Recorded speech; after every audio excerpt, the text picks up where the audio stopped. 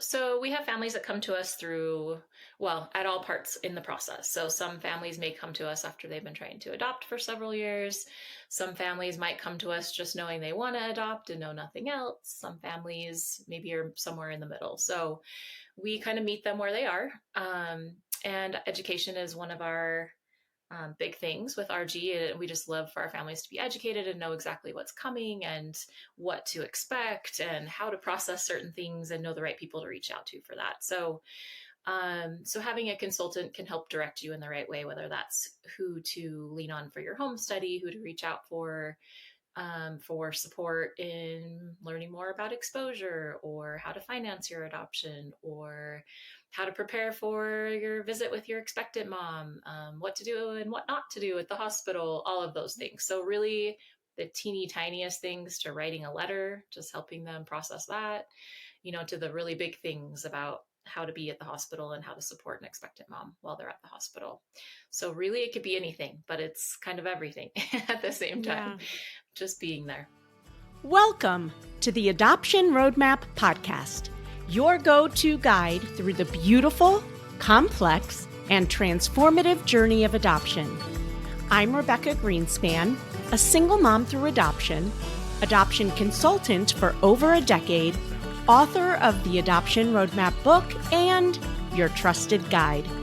In each episode, we dive into real experiences, expert insights, and the raw, honest truths that you will need to navigate your journey.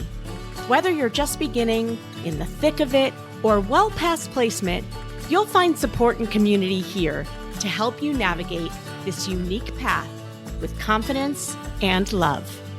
Adoption isn't all rainbows and butterflies. It is life-changing and worth every bit of effort. Let's learn, grow, and journey together on the Adoption Roadmap Podcast. Welcome to the Adoption Roadmap Podcast. In today's episode, I'm having a conversation with my teammate, RG Adoption Consulting's lead consultant, Rachel Patten.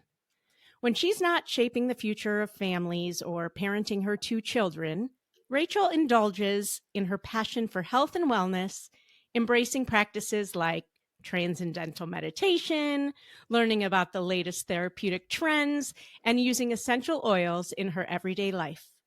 Rachel and her husband are fans of all things Bob Marley, and you will rarely find Rachel without her signature red lipstick. Rachel's expertise extends through the entire spectrum of adoption experiences, from supporting expectant moms in making informed adoption plans to helping hopeful parents navigate the journey to parenthood. As an adoptive mom herself, she deeply understands the nuances and emotional complexities of raising children touched by the trauma of adoption. Today, we delve into the invaluable lessons Rachel has gathered from her personal and professional life, exploring how these experiences have shaped her approach to supporting families and advocating for open adoptions. Rachel, welcome to the Adoption Roadmap Podcast. I'm so excited to have you today. Thank you. Thank you. I meant to put on red lipstick too to match yours, and I forgot. But I'll put on some gloss here. Okay, that works. I'm going to jump right in. You first started working with various adoption agencies. What were your roles there, and what are some takeaways you've learned having worked with expectant moms and birth moms? Yeah, good question. It's been a journey since I've been doing this, I guess, close to 20 years now, as so much has changed from when I initially started until now, and with all the different roles as well. In fact, you're interviewing another person I worked for my very first adoption job later today as well. So that's fun. But I started as a caseworker. So when moms would travel to Utah, that were not from Utah, I would pick them up at the airport and take them grocery shopping, take them to doctor's appointments, really just be a good friend. I was really just there to kind of get to know them and just be a support person for them. So, however, I started that job so that I could get into graduate school. I was looking for some social work experience, and I just kind of fell in love with it from day one. So, just working with the women, supporting them, seeing the backgrounds they came from, and just, what they had shouldered through in their life. And just, I think I ended up being more of a social worker than a caseworker at that point, just because they were most comfortable with me. So I started doing the social work thing a little bit before I technically did. And then I moved into a social worker position, still working with expectant moms, but I started to work with our out of state expectant moms. So I was doing a lot of over the phone work. And then once they matched, I was also working with the families. So then I was kind of doing a combination where I started working with families. I definitely was used to just working with moms. So I think I always sided a little bit that way. But then when I started traveling and supporting both of them, which was a lot, and they don't do now, which is a good idea. But initially that's what I was doing.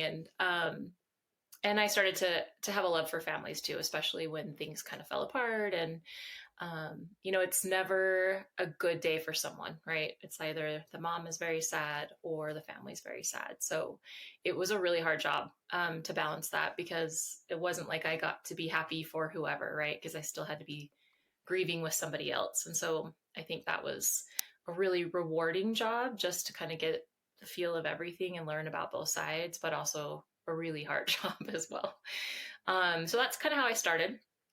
And then I switched to working just solely with families, and I've been doing that ever since. So worked with another agency supporting families through the process, and then I've been at RG for almost 6 years. So Amazing. yeah, We're so a glad little to bit of have everything. you. Thank you. Were there any specific takeaways or things that really stuck with you about your work with the moms? I think just seeing that perspective, right? I think if you've never gotten to know an expectant mom as she's going through this process and this decision, um, I learned a lot just about, the grief aspect of it. And then also just, I'm trying to think. I mean, the empathy, I guess, was huge.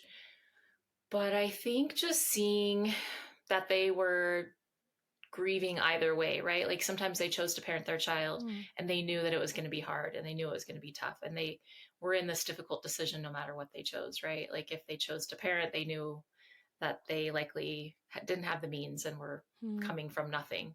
And then when they placed, of course, they were, grieving that loss as well. So truly, I saw a lot of grief on that side, regardless of what happened. Just trying to be moms and survive. A lot of them already had children. But yeah, I would say just the empathy for expectant moms and the upbringing that a lot of them have come from, and continue to struggle to have some difficult times in their life. So that was eye-opening. That grief reminds me, this morning I was at the gym and I have a good relationship with the manager at the gym, and we're always chit-chatting, and she was having a particular hard day with managing some of her people. And I was like, yeah, managing is hard, especially if it's Rachel Patten. No, I'm kidding. I was just relating with her on that, and just giving her some advice that I think is good practice. And for the first time, she said, well, what do you do? And I told her, and she has these two big dimples on either side of her face. And she smiled and she said, oh, I placed two of my children for adoption. And I said, oh, you're a birth mom. And she smiled again and said, you get it. And then she said to me, it was the hardest day of my life and the best day of my life. And it was so comforting for me to hear, as somebody who is always being scrutinized, right, from the adoptive parent side, about, some people think adoption is bad all the way around, and that birth moms were coerced or whatever. So to hear her say it was the hardest day of my life and the best day of my life, and I get to see them too. That's what she said. And she was genuinely happy about the fact that she had this option because she wasn't in a place to parent. And she's still, to this day, her kids are 21 and like 19 or something, thinks it was the best day of her life and the best decision she could have made. So That's awesome to hear. yeah, it was very comforting. And also at the same time, just really reiterates that sense of grief and that sense of loss and that sadness can also be had at the exact same time as joy and happiness and relief. Yeah. And that's the crazy juxtaposition around adoption. So now you're working with families as an adoption consultant. What's an adoption consultant and why should a family use one? So, the way I always explain it is agencies are really there for expectant families. I think it's interesting because, of course, the families are paying all these fees and that's where the money comes from. But without these expectant moms, they don't have an agency. So, without maybe even deliberately doing that, I think that their focus is at least 80% on expectant moms. And so I think a consultant is really solely there for the family. It's nice to have someone on your side, someone who can step in and advocate for you, somebody who can just help you kind of walk through all the murky waters, right, that are coming your way, things you don't even know that you might experience. So having someone to just handhold you through the process, someone you know you can reach out to with any questions, big or small, at any point. And I really feel like we're just like a friend to the family in a sense. I think I end up being pretty close friends with most of my clients. And that's just because you have to trust each other. They have to trust in their consultant. And if you do so, I think they can be just an incredible resource for families that are going through this process. So I would say consultants are there for the families. Agencies are mostly there for expectant moms. So really two sides of the spectrum. For sure. So Yeah. So what like can you talk a little bit about what consultants do and what consultants help families with? Sure. So we have families that come to us through, well, at all parts in the process. So some families may come to us after they've been trying to adopt for several years. Some families might come to us just knowing they want to adopt and know nothing else. Some families maybe are somewhere in the middle. So we kind of meet them where they are. And education is one of our big things with RG. And we just love for our families to be educated and know exactly what's coming and what to expect and how to process certain things and know the right people to reach out to for that. So, so having a consultant can help direct you in the right way, whether that's who to lean on for your home study, who to reach out for support in learning more about exposure or how to finance your adoption or how to prepare for your visit with your expectant mom, what to do and what not to do at the hospital, all of those things. So really the teeny tiniest things to writing a letter, just helping them process that, to the really big things about how to be at the hospital and how to support an expectant mom while they're at the hospital. So really it could be anything, but it's kind of everything at the same time, just being there. So couldn't I'll play devil's advocate. So I know basically adoption consultants guide families through the entire process, breaking it down in a way that isn't so overwhelming too, because when you learn all of this stuff and you're like, oh my God, what do I do first? What do I do next? We really help put the blinders on so that they're focused just on one thing at a time. But why do you think a family, do you think it's better to work with a consultant? Obviously you do. Why do you think it's better to work with a consultant versus just work with an agency? Let's say there's an agency that, does a pretty good job at working with the families too and communicating with them. Why is it still a good idea to work with a consultant? Because I would say consultant is somebody that's going to support you not only through it, but afterwards. However, I think just I'm trying to think of the best way to put it. Consultants can give you more cases. I would say you're able to kind of put more feelers out at many different agencies, attorneys, different things like that. So hopefully by having a consultant, you're shortening your wait time in regards to placement, if possible. Not always, but hopefully. And then just having I think different clientele, different states, different all of that. So you're definitely, you have more eggs in your basket in a sense. I think that's a big reason people use consultants. Also, they just don't know where to start. Like, how do you choose an agency? How do you know that they're ethical? How do you know that they don't, I don't know, take your money and not do anything else? How do you know they have enough women that they're working with to take as many families as they have? How many placements have they done? I think families don't know the right questions typically to pick out an agency. And so choosing a consultant, I think, helps take the guesswork out of a lot of different areas of adoption, especially when it comes to agencies. I think most people have researched some agencies when they come to us, but they just don't know how to choose the right one, or who is the right one, or what's the right one. So I think that's a really good resource for families as well, to know where to start. Yeah, and it's interesting. You said families, a lot of the reason families use a consultant is to have a wider network, right? Of seeing more situations than maybe they would if they went to one agency. And while I think that's true that most families come to us thinking that's what they're coming to us for, I think by the end of the process, they leave saying, oh my God, I don't know how I would have gotten through this process without you, because it was so much more than just getting other adoption situations or knowing which agencies to sign up with. There's so much support and guidance from people who really are experts in the industry, because as consultants, we see what's happening across the country instead of at just one agency.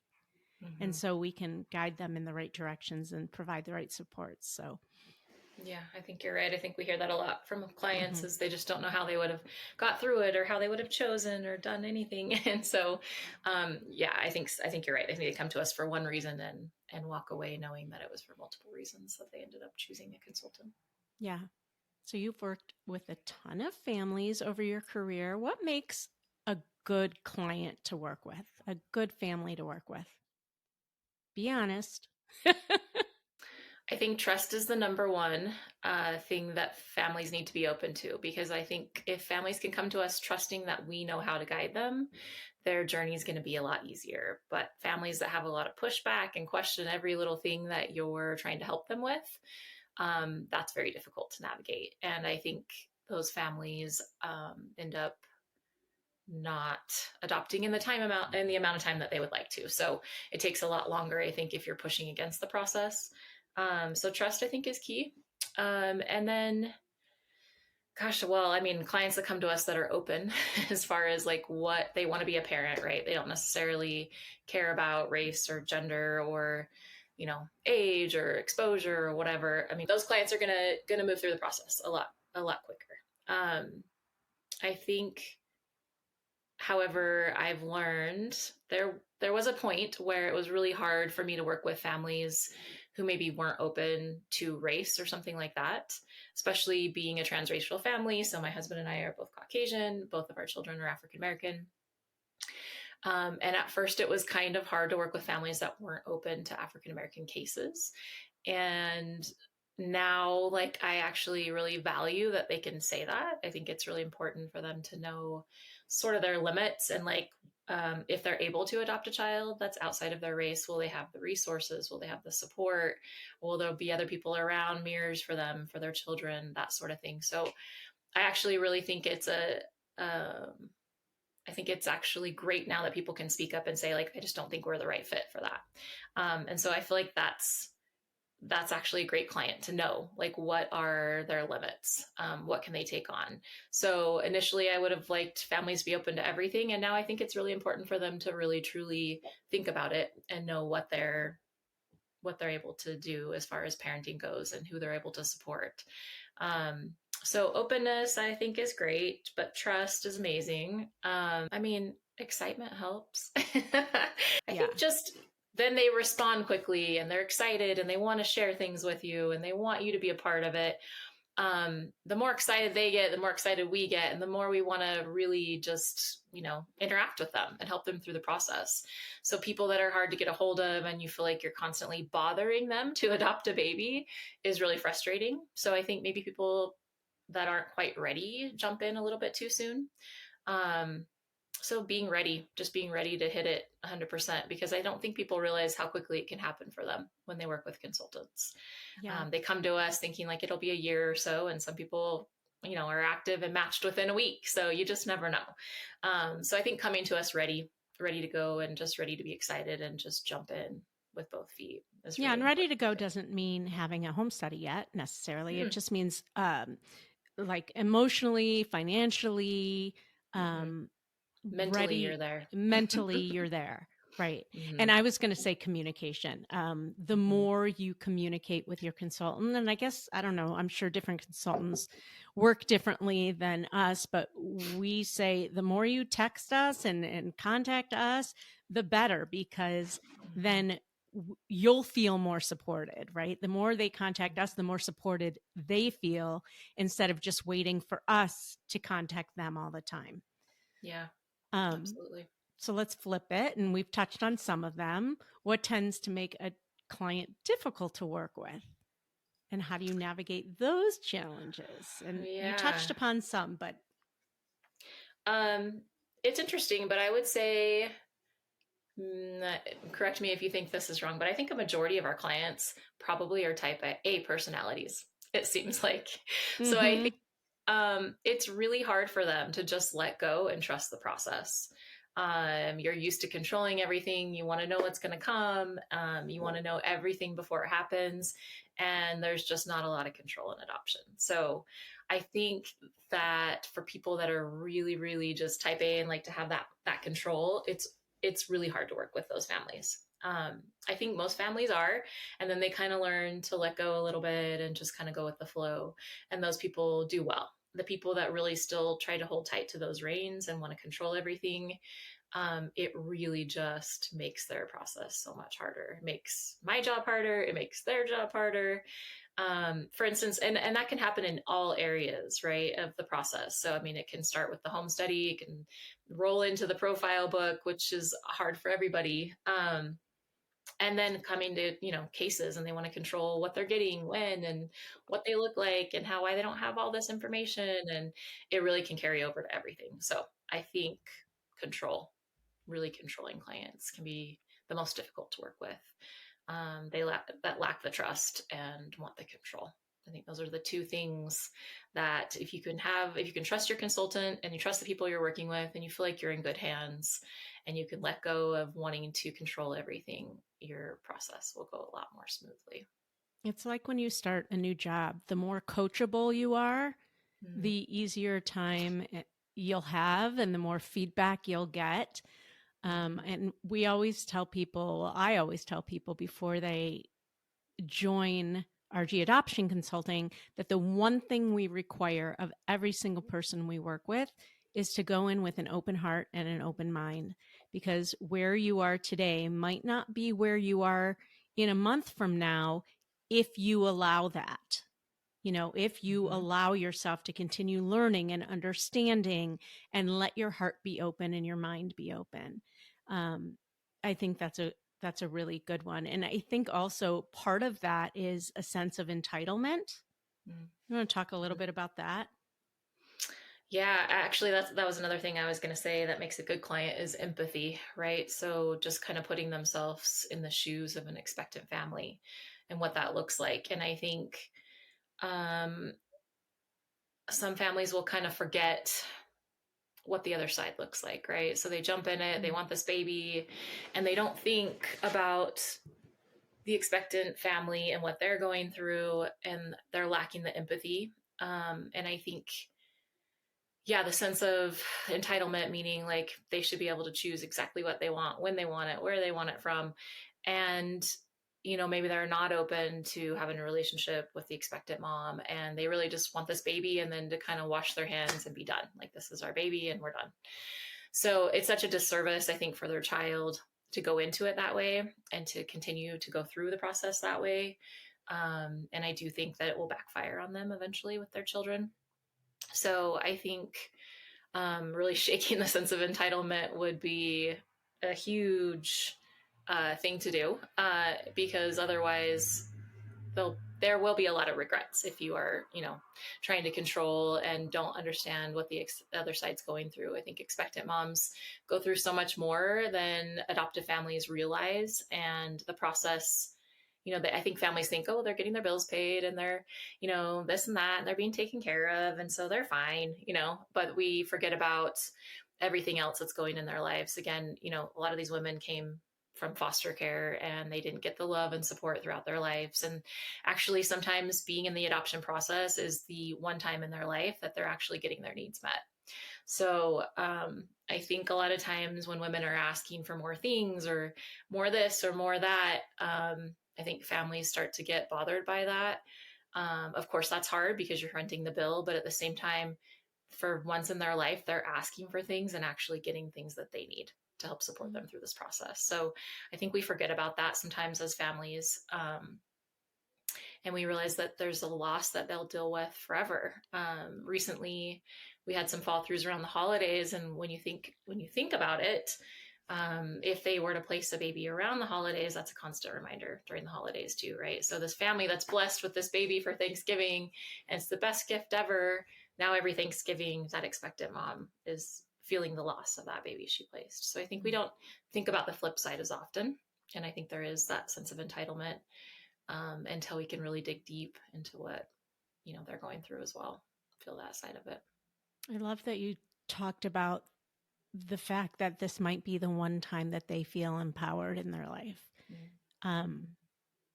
Yeah, I don't think people think about that very often, including me, and we do this all the time. So when you do have a client like you're describing, not very open, has a sense of entitlement, is coming in maybe feeling bitter against birth moms or expectant moms, how do you navigate those challenges? Yeah, it kind of depends, I guess, on the client. It varies quite a bit, but I do try to share a lot of my experience if they're willing to hear it, just so that they can kind of see what the other side looks like, as far as like our open adoptions and just support with expectant moms and what that side looks like. So I try to share just personally a lot of my story, if they're willing to hear it. And sometimes, honestly, like I have to just sort of let go as well until they're able to circle back, right? There comes a point where I try to rein them in, rein them in, rein them in. And at some point, it's not really working. And if I'm working harder than they're working, then it's not working, right? So then at that point, I have to be like, I can say, like, these are some things I feel like would be really good for you to listen to or to be a part of this education class, or, giving different resources that I think could be helpful, and hope that they'll take advantage of that. But sometimes they're just not ready.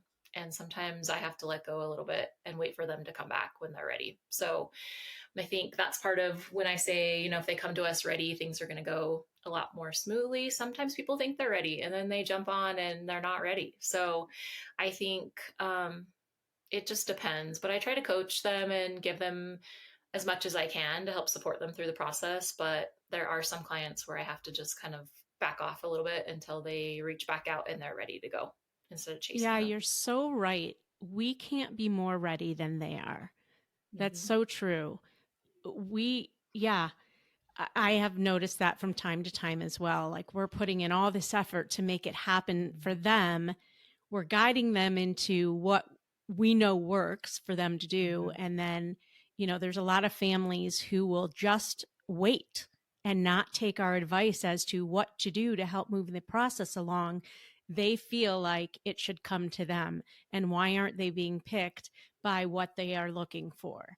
And when I push back and say, well, have you done all these things that we have suggested for you to do? Typically not. Or if they are, it's an afterthought. I think that going through the adoption process, you have to be very intentional. And it takes a lot of your emotions, your finances, everything. I'm curious what your thoughts are, because this is reminding me of a conversation I recently had. What are your thoughts about going through the infertility process and the adoption process at the same time? Personally, I think that's difficult because there's still a chance of the loss with your fertility journey. And I think grieving those losses and then also trying to process and have joy for a possible match and to be there to, support an expectant mom who is pregnant with a child when you've lost a child. I think you really have to process your losses, or even just the end of that journey, to be able to successfully move forward and give it 100%. So I'm sure there's people that can do both. I think in order to do it well, however, to do the adoption process well, I think having worked through your grief and kind of closing a chapter to move on to the next chapter is best case scenario. And I know not everyone does it that way, but I just think it's a lot. It's a lot to put on somebody. Adoption alone without any fertility, anything, right, is a lot. So I think adding those, they both have carry so much weight. And I think to try to navigate both, it's very difficult. So I would advise against it, but to each their own. I just think that if you jump into something, you should jump in 100% and really just kind of, that should be your focus. And I think it's hard for expectant moms to know that too. And I know we've had families that have gotten pregnant and adopted, as well. So it does happen. But I do think it's more tricky. It's trickier to give your expectant mom or your expectant family your focus when you're also navigating maybe, a risky pregnancy or a possibility of pregnancy. I think you can emotionally give 100% to the adoption journey if you're navigating both. But that's my opinion. Yeah, I tend to agree with you. And what I often tell people, each journey deserves your full 100% focus. And at the same time, I totally understand why a family would want to do both at the same time, especially if they've been trying to get pregnant for a long time, that they just want to know that there's another option. But the thing is, adoption deserves more than, if this doesn't work, then we always have this. There's so much that goes on, but I think it's hard for people to understand or see until they're in it. So when we do have, I also think that, most of the time when we get families that insist that they can do both, and they've already in their mind understand that they're not going to get pregnant, even though they're trying. So they still want to, and that we know that that's still their first choice. Even when they do both at the same time, typically what happens, whether they get pregnant or they don't, when they get pregnant, they typically ghost us, or when they're done and they're not pregnant, they typically ghost us because either they want to wait until the first trimester to tell anyone, or they need time to grieve. And so many times they don't come back to adoption. And so, which is fine. Again, if you haven't matched yet and nobody else has been brought into that, you spend a lot of money though, and you could possibly waste a lot of money or lose a lot of money. Again, some people understand that. If people really think that they want to do both, and I'm never going to say no, it's up to them, but I'll always say, here are the pros and cons.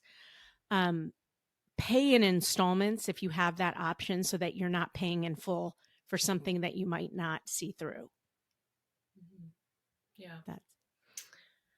That's I think you're right. I do think that's why people disappear a lot of times, as they're going through that grief. And honestly, like, if they could just be open with us, we can help support them through that grief too, and lead them, to the right resources. We have counselors they can turn to, and different people that they could work with to help process that and move through it more quickly as well. But yeah, I think sometimes they just don't want to throw that in the mix and be in trouble with us, right? If they are trying to get at the same time, or do get pregnant at the same time. So, but yeah, you I won't think get in trouble.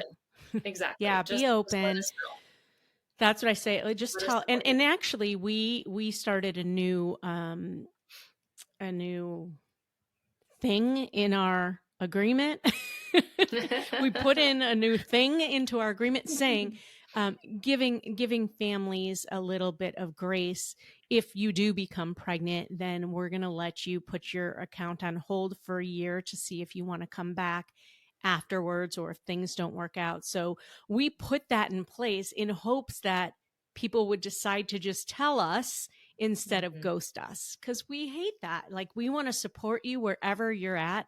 We want to Mhm. just support you in becoming a parent if that's what you're hoping to do, which you are. Yeah.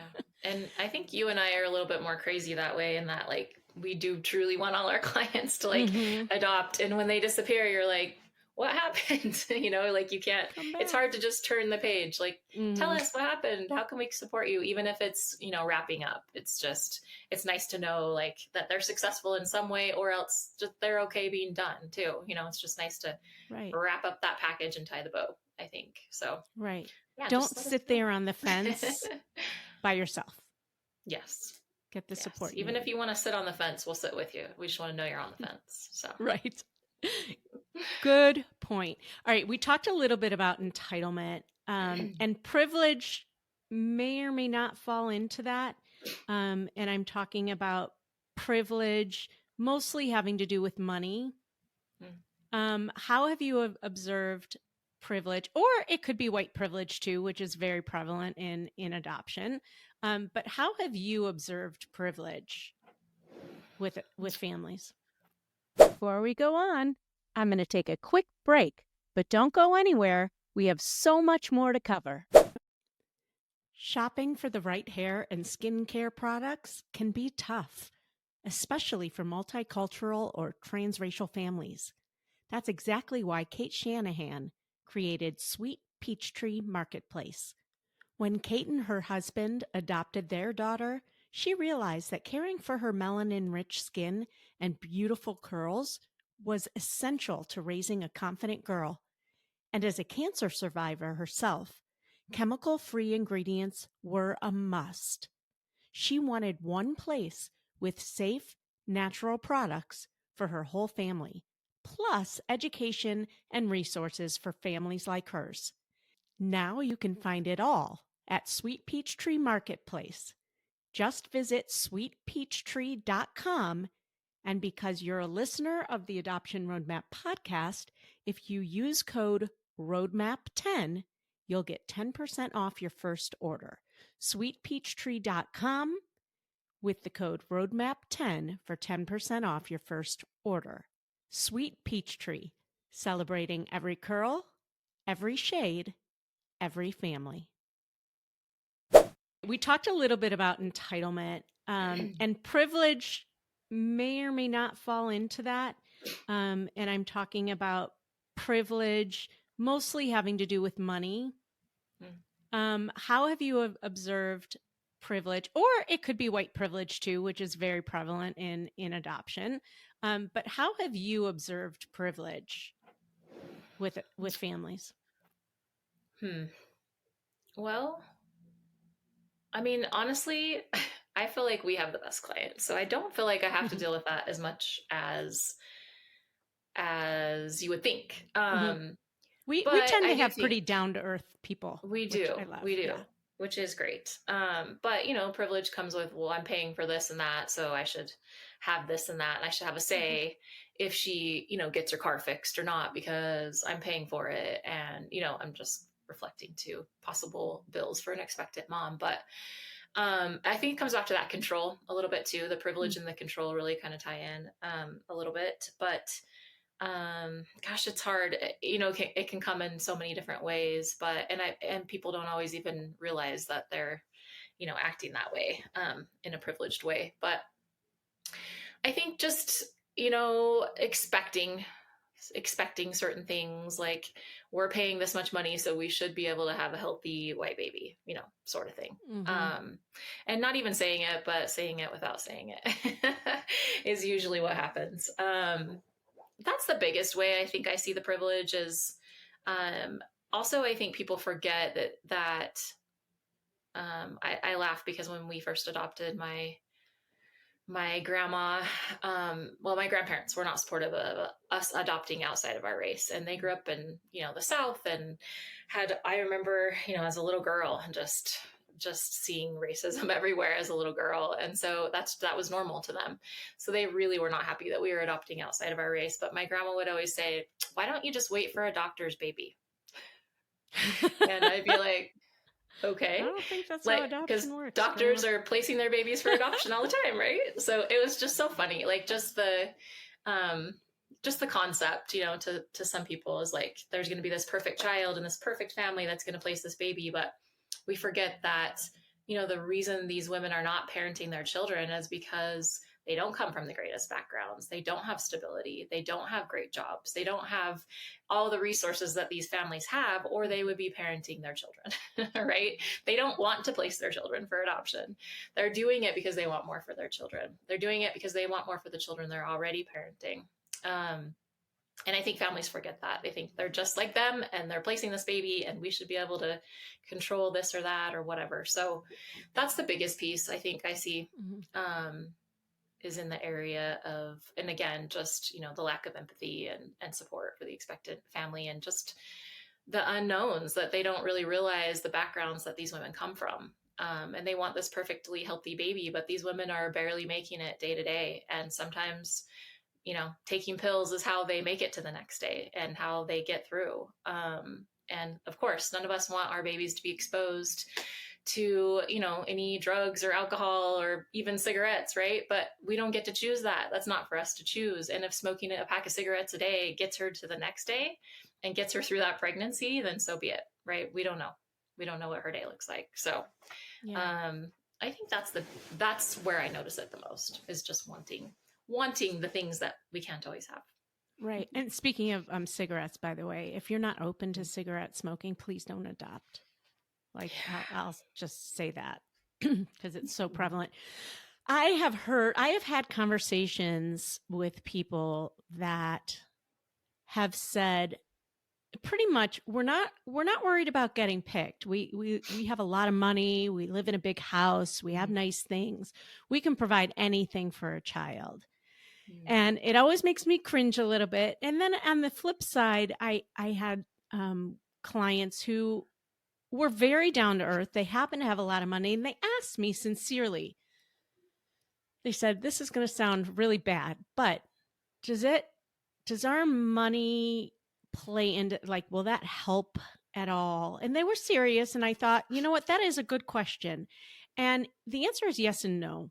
Number one, an expectant mom is not going to choose you because they're seeing that you live in a big fancy house and they can see in your profile that you have a lot of money. In fact, probably the opposite, at least in a lot of situations, because they so can't relate to that at all. And they don't want to see perfection. They want to see real. And on the other hand, with the cost of adoption rising so much, we've seen situations anywhere from $35,000 to $85,000 or more. Money could help in that way. It will open you up to seeing more situations. That doesn't always mean you should pay all that money for an adoption situation. In fact, I have a really hard time with all of that. But it could afford you more situations than maybe other people could afford. But money isn't going to buy you a baby. Right. And I think that that kind of makes me think about profile books too. So like you said, just showing off your fancy life and your big house, and people think that's going to get them chosen. And not to say that maybe that's not important to some expectant moms. Maybe someone does choose that for that reason. It's possible, but I think it's less likely. But what I have noticed is that entitlement comes across quite a bit in text in the profile book. The way things are phrased and how we speak. Sometimes we don't realize that bleeds entitlement. And I think just reading so many profile books and just been, have done this for so long that I can kind of pick out those little things. And again, I don't think it's necessarily intentional, but some of it can be, right? They want expectant families to know that their child will have everything, right? Anything they want to do, anything they want to try, that they're going to be able to do that. And I don't think that's a bad thing to put. And I think that's great. It's great for these children to have those opportunities. But sometimes just reading that and realizing that you're speaking to somebody who never had anything and never got to try anything, that's a big jump. And there's a big gap between the two of you. And so coming together and connecting is less likely, right? To, well, I don't know anything about a life like that. Like, I just can't even fathom placing my child in a family where, they never have to worry about anything or whatever. I'm just thinking like it's a big jump from where they are to where some of these families are. And that sometimes feels uncomfortable too, to an expectant family. Yeah. And that has to go. You talked about the way your language comes across, right? Mm-hmm.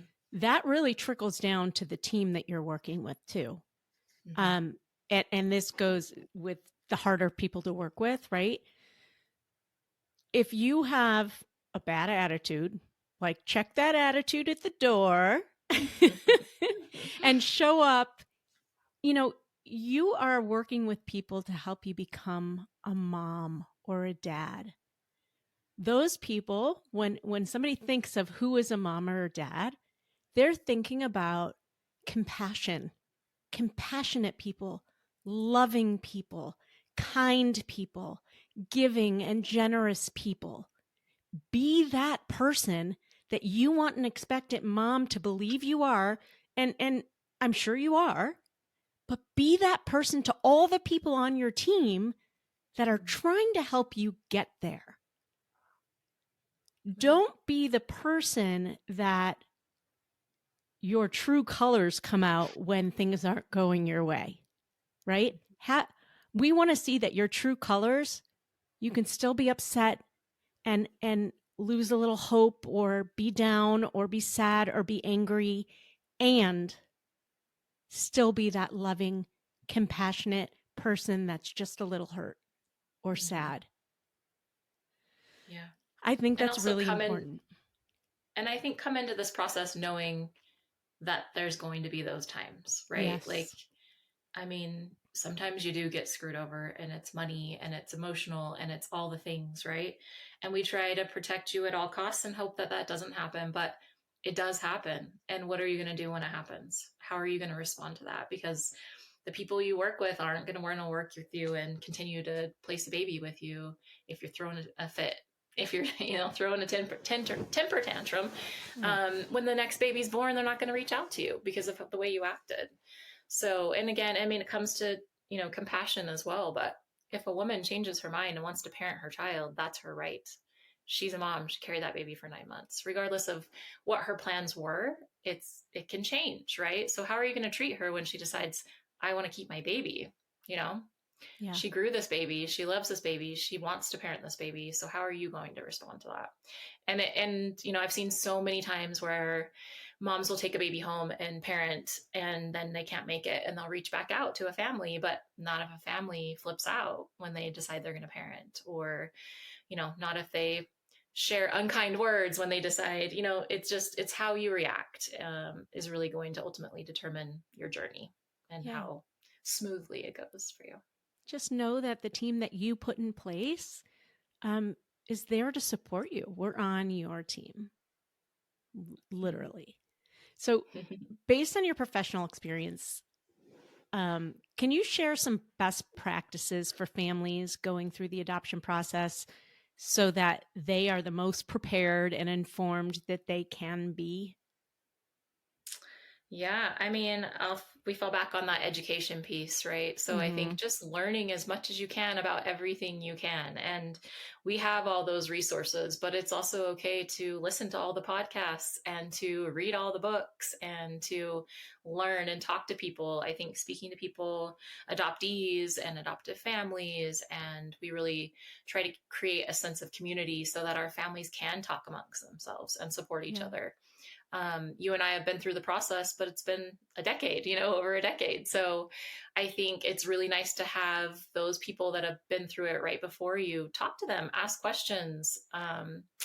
Yeah, just really put yourself out there. And I think we always say, it's people will kind of eat you alive if you ask the wrong questions or say the wrong words. And so having a sense of community where you know that you'll be corrected, but it'll be in a genuine, nice way, right? So that you learn and then you say the right word the next time, is I think something that's so important, because if you go online and you start asking questions in the wrong places on Facebook, you will get eaten up, and you will want to just be done and unplug and not, be Mm-hmm. online anymore, because people will eat you alive for saying the wrong thing.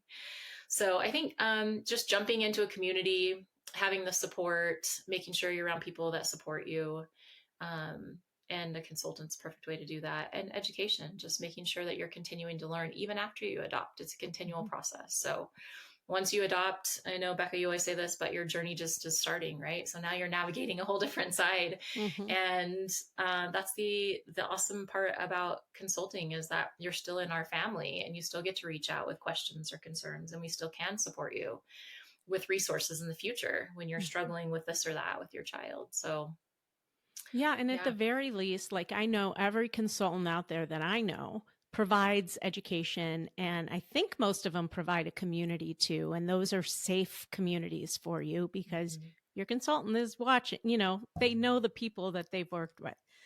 Mm-hmm. So join those. Don't think that you can do this process alone and feel like, yeah, I don't need community. My consultant will tell us everything we need to know. Rachel's right. Yeah, we went through it 10 years ago and we walk through it with people every day. But this community is people who are walking through it with you, who are experiencing it with you, or who have just experienced it. Don't try to do this alone. And if education, there's a ton out there. If that becomes too overwhelming, again, every consultant I know provides education. Don't think, oh, I don't need to go to that webinar tonight. I don't need to watch the video that they're telling me and encouraging me to watch.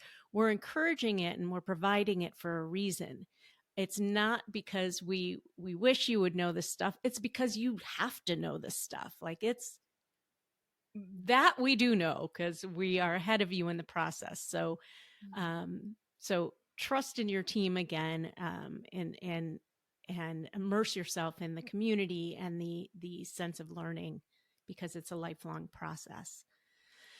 Even Okay. agencies now, right, Oh, would rather you be working with a consultant yes, because they know you're going that's to be true. supported and educated and all of that. So even agencies are recognizing the importance of a Yeah. consultant.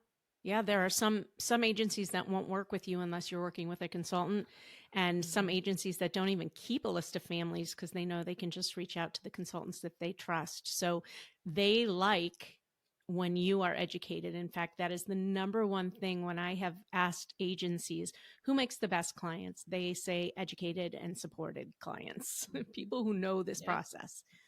Yeah. All right, now we're going to go a little more personal Okay. because you've adopted 2 times. So, Mm-hmm. how did those 2 adoptions differ, and how do your own kids navigate these differences? Well, yeah, this is a fun topic because I do have families that come back and want things to be exactly the same way, Mm. right, for the second time around, and that's really hard. So we do actually have a lot of similarities between our 2 adoptions. Obviously, they're both the same race. They're both one of 6 siblings. We know Hmm. nothing about either of their birth fathers. So they do have a lot of similarities. Of course, their birth moms are very, very different. But we did end up with quite a few similarities. We have open adoptions with both of them. Both of our kids have traveled to the states they were born in and visited with family. Both of their birth moms have come to visit us in Utah.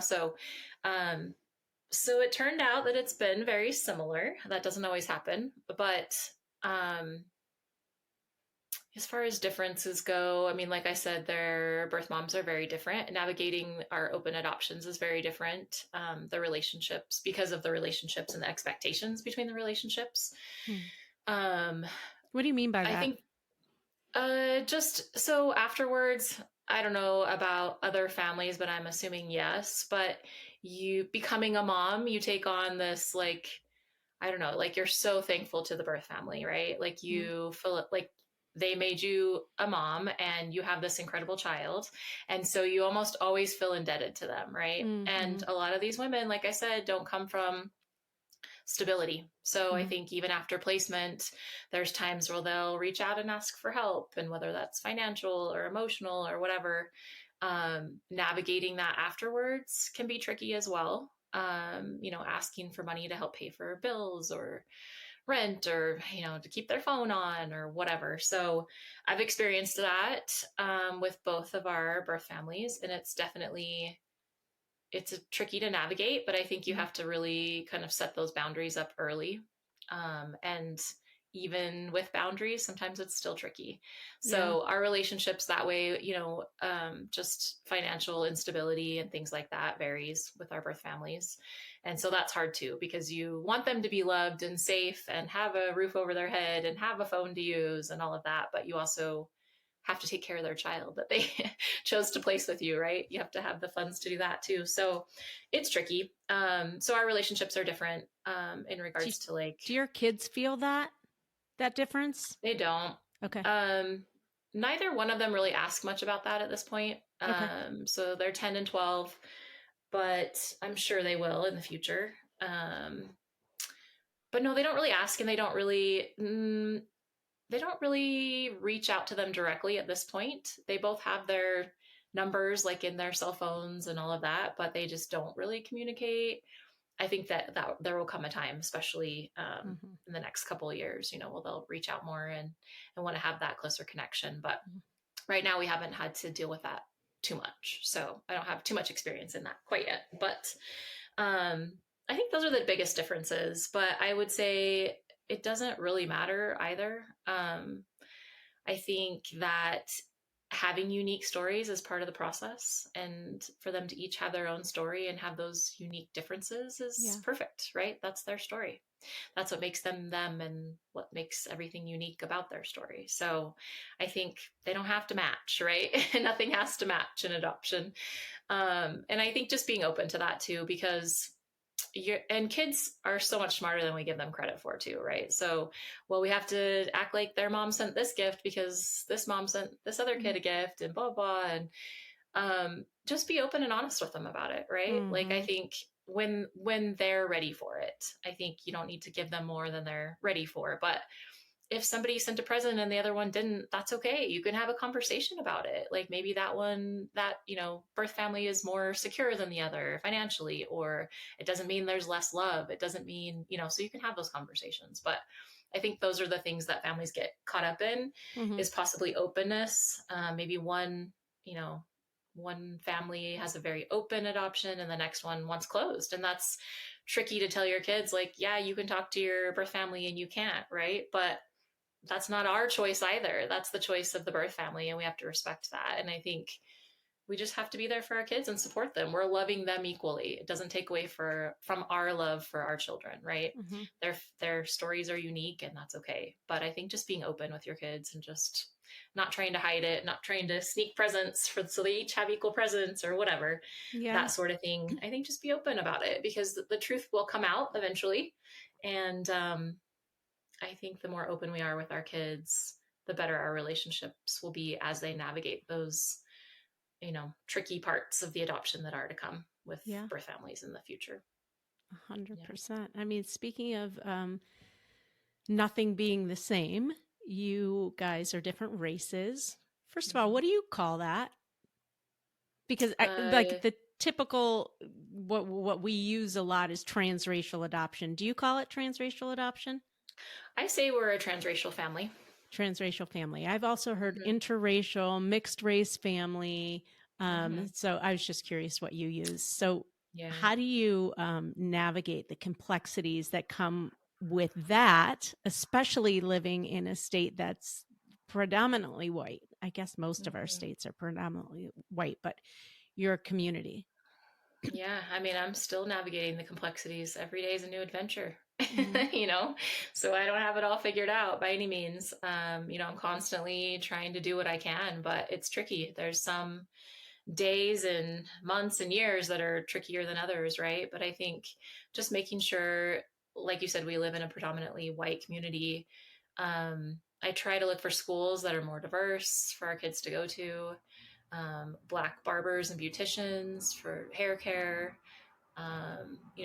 Just honestly, like, we have a pretty big refugee community in Utah, and so we're able to kind of be a part of some of that. But but it's tricky. It's not an everyday thing. There'll be days where they'll be the only white person that they'll see that day, right? Or sorry, the only Black person in the area for that day.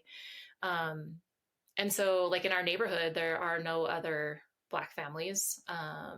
And it's predominantly white for blocks, so that is difficult. And I think just making sure that when I can provide those mirrors, I do, right? So we're always kind of going out seeking all those opportunities, and celebrating Black History Month, and making sure we go to the activities and all the things that are out there, Martin Luther King Day. And so it's not every day that I'm able to find those mirrors for them, but when I can, I'm taking advantage of it as much as possible.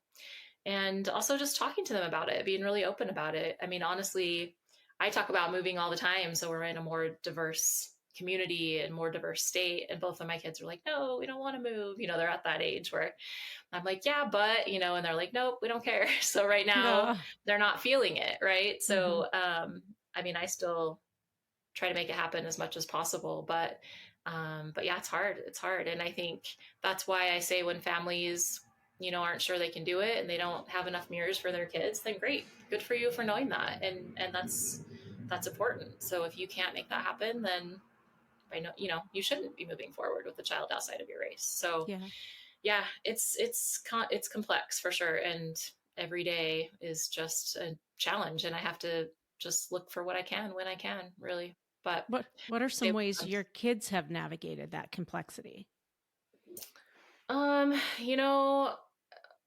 I think because it's predominantly white and they're used to that, it's not that they don't see race, obviously they do, but I think it's only starting right now at 10 and 12 that they're really starting to see the differences and really starting to notice that they're one of few. And so I think that's starting just actually as of this year. I think both of them have definitely experienced more racism in the last year. And I think that's just age wise. People are, I don't know, kids are cruel at this age too, right? So now all the racism stuff is kind of starting. I mean, we've had bits here and there, but being really open and talking about it. And, they can reach out to birth families and siblings and aunts and uncles and talk with them about their experiences too, if they want to. So just navigating that and helping put those things in place for when they're ready. But, I mean, I go and I talk to the principal, I go and I talk to the teachers, and I'm constantly advocating for them. Yeah. And, there's studies out there that Black children are singled out and they're in trouble more. And they're, when a Black child and a white child do the exact same thing in the classroom, guess who everyone's looking at? The Black child, right? And so, I mean, there's studies that say that Black children are in trouble more, especially Black boys. Yeah. So I think just advocating too. I mean, I feel like I'm constantly advocating and constantly kind of mother bearing out all the time. I try to reel it in a little bit, but yeah, I think just making sure that you can be an advocate for your child too, whenever you need to, which will be often if you're in a white community. Yeah, totally. What's been one of the most difficult lessons you've learned as a mom of 2 adopted children? I think just navigating the trauma that's there regardless, right? Just the trauma of adoption in general.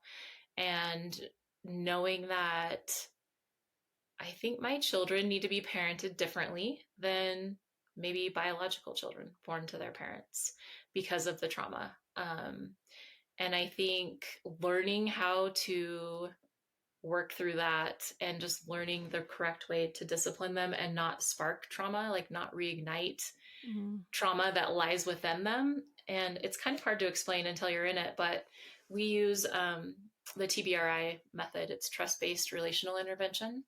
And so, and I'm constantly sharing that with like teachers and principals and all of that too, because it really does come down to the relationship that they have. When somebody, one of my kids is blowing up and flipping out about something, if I come at them at the same level, right? Like I'm also freaking out, then they're going to continue to rise and rise and rise. But if I'm able to maintain a calm composure and just talk to them and try to keep my cool, then I can bring them down really quickly. And I'm sure, and here's the cool thing is that this works with all children, right? It doesn't just work with adopted children, but it works especially well with any children with trauma. So foster children or anyone with trauma, but you can use it with your biological children as well. So it's definitely something to look into, but there's great books on it, great resources. In fact, most states have online classes that you can take too.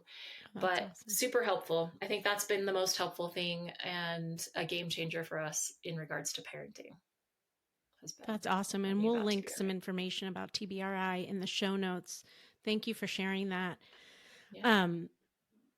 And it's reminding me, I just had a conversation with an attachment coach.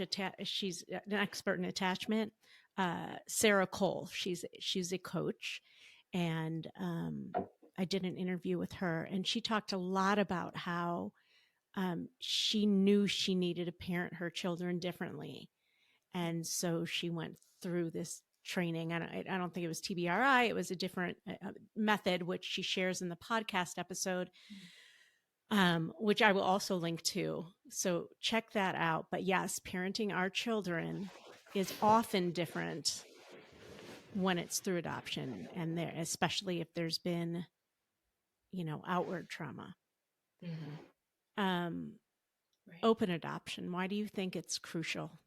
And how does it play out in your family? I mean, you talked a little bit about the relationships and how they're different, but why do you think open adoption is so crucial? I don't think your child should ever have to wonder about why they're here, how they got here, why they're in your family. There should never be a question. Even if your birth family chooses to not have an open adoption, you can still be open with them about their adoption, right? Doesn't mean that you have to have actual contact back and forth, which is ideal if possible. But even if you can't, you can have an open adoption with your child in regards to making sure that they have all the information from day one. But yeah, I never want my kids to wonder. I want them to, if they have a, stupid DNA project about whose nose they have or whatever, I want them to be able to pick up the phone and say, hey, whose nose do I have? Or who do I look like? Or who's this? Or who's that? So that they can always be a part of anything that happens as well. They don't have to be singled out, right? Because they're adopted. So, but I think they should be able to ask the questions too. Like, why are you parenting this many children and not me? And that's an important question. And I can answer it, but it's more important for it to come from their birth family and for them to be able to share that story with their child. Yeah. So I just think it's that secrets are the reason that there were so many adopted kids in treatment centers years ago, right? Like full of adopted children because they didn't know, they just thought they weren't wanted, right? They were just thrown away in a sense. And that's how they felt. And they didn't know anything. So not knowing who you are or where you came from or anything about your story really leaves a hole, I think, in the child. Yeah. That we can fill as adoptive parents by trying to navigate an open adoption. And again, that looks different for everybody and not every birth family wants that. But if they do want that, then that's a blessing to you as an adoptive family to be able to take that information and have that relationship and be able to share that with your child. I think it's priceless.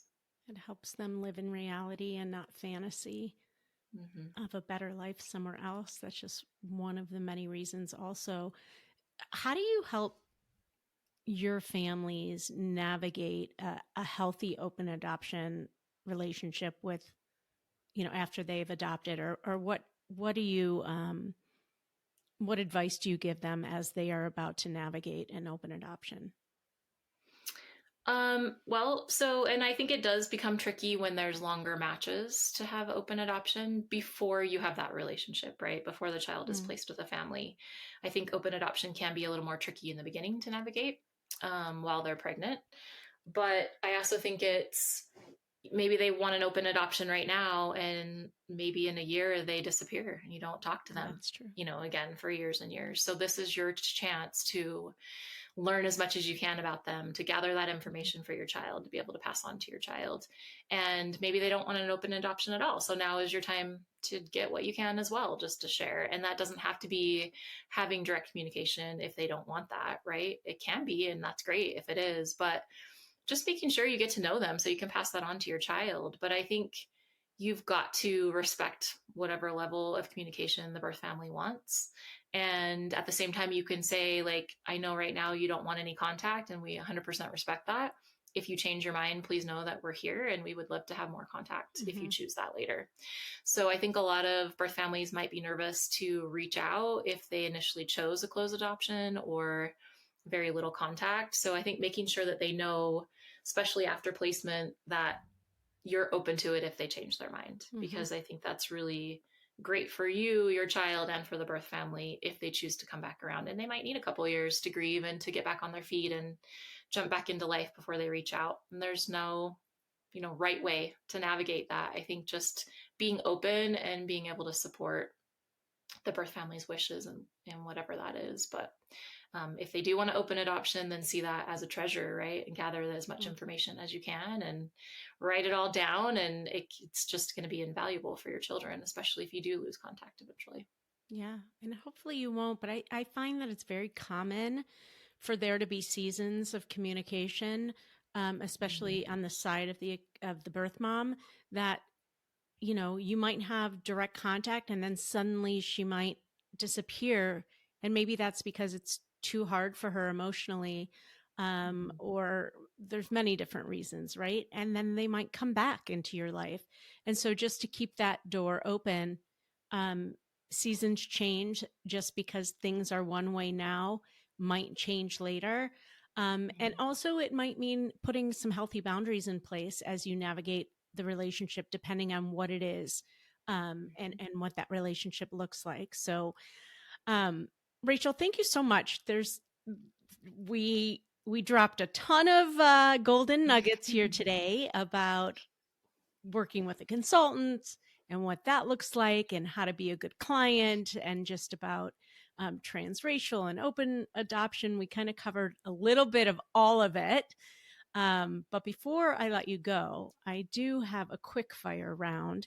If you've been listening to my podcast, you might know that, but we're going to start with giving a shout out. I want you to give a shout out to one person or organization that has influenced your adoption journey or the work you're doing in adoption. Well, I would give a shout out to Heart Adoptions in Utah. They're my first adoption job, and I learned a lot there. I feel like my lessons were invaluable, just learning how to work with all sides of the triad and just growing that passion for adoption, I think, came from that first job. What's one piece of advice you would like to share with adoptive parents or hopeful adoptive parents? I would say just trust the process. Whether that's an awesome match or a fall through, just trust the process and just know that ultimately you will end up with the baby that's supposed to be with you. Just trust, and just trust us. Move along with us. What's one thing you wish every adoptive parent knew before they brought their child home? That's a hard one. I would say just that with all adoption comes some trauma. So being trauma informed and learning what that means for your child for the future. Finally, describe adoption in 3 words. Okay. I would say loving, difficult, and rewarding. Adoption is not just a destination. It's a journey filled with love, resilience, and growth. Wherever you are on this roadmap, trust in your path, stay open to learning, and always lead with your heart. You already have everything you need to create a beautiful story for your family. And when the road takes unexpected detours, I'm here to help you navigate every turn along the adoption roadmap. Thank you so much, Rachel, for being here today. Thank you for having me. You're welcome. Bye-bye. Bye. Well, I hope you enjoyed that episode of the Adoption Roadmap podcast. If you did, I have a few favors to ask of you. First, please hit subscribe so you never miss an episode. And while you're at it, I'd love to hear your takeaways. Please write a review and let me know what you liked. And if you have a question or a suggestion on what you'd like to hear, I'd love to hear that too. Please shoot me an email at support@rgadoptionconsulting.com and let me know what you'd like to hear about. And if you have a question, I may just answer it online. Thanks again for listening. Tune in every Wednesday and Friday morning for a brand new episode of the Adoption Roadmap podcast. Until next time, bye-bye.